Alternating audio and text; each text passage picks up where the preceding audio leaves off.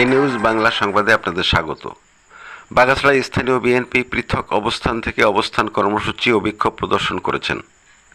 ছাত্র জনতার ওপর নির্বিচারে গুলি হত্যার অভিযোগে সাবেক প্রধানমন্ত্রী শেখ হাসিনা ও তার সহযোগীদের বিচারের দাবিতে শার্শার বাগাছড়ায় বিএনপির দুপক্ষ পৃথকভাবে বিক্ষোভ সমাবেশ অবস্থান কর্মসূচি পালন করেন।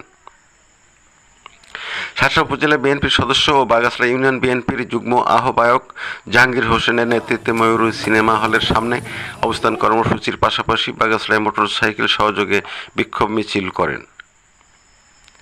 এ সময় উপস্থিত ছিলেন শার্শা উপজেলা বিএনপির সদস্য আনোয়ার হোসেন বাবু, মোনায়েম হোসেন, আবু তাহের, জামাল উদ্দিন ও হোসেন বাবলু।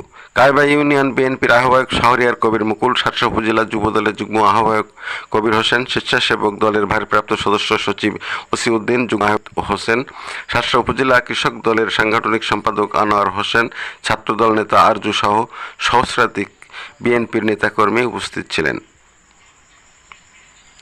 অপরদিকে একই দাবিতে কেন্দ্রীয় বিএনপির সাবেক দপ্তর সম্পাদক ও সাবেক সংসদ সদস্য মফিকুল হাসান তৃপ্তির নেতৃত্বে বাগাছড়া হাই স্কুলের সামনে অবস্থান কর্মসূচি পালন করা হয়।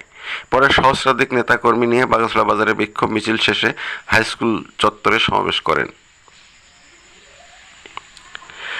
বিএনপির এ সময় এতে উপস্থিত ছিলেন বাগাছড়া ইউনিয়ন বিএনপির আহ্বায়ক আসাদুজ্জামান মিঠু, কায়বা ইউনিয়ন বিএনপির যুগ্ম আহ্বায়ক তাজউদ্দিন আহমেদ, মশিউর রহমান, মিকাইল হোসেন মনা, শার্শা উপজেলা যুবদলের সদস্য সচিব ইমদাদুল হক ইমদা, শার্শা উপজেলা স্বেচ্ছাসেবক দলের আহ্বায়ক রাকিবুল হাসান রিপন প্রমুখ। খবর এ নিউজ বাংলা। এ ধরনের খবর জানতে আমাদের ফেসবুক পেজটি ফলো করুন। ধন্যবাদ।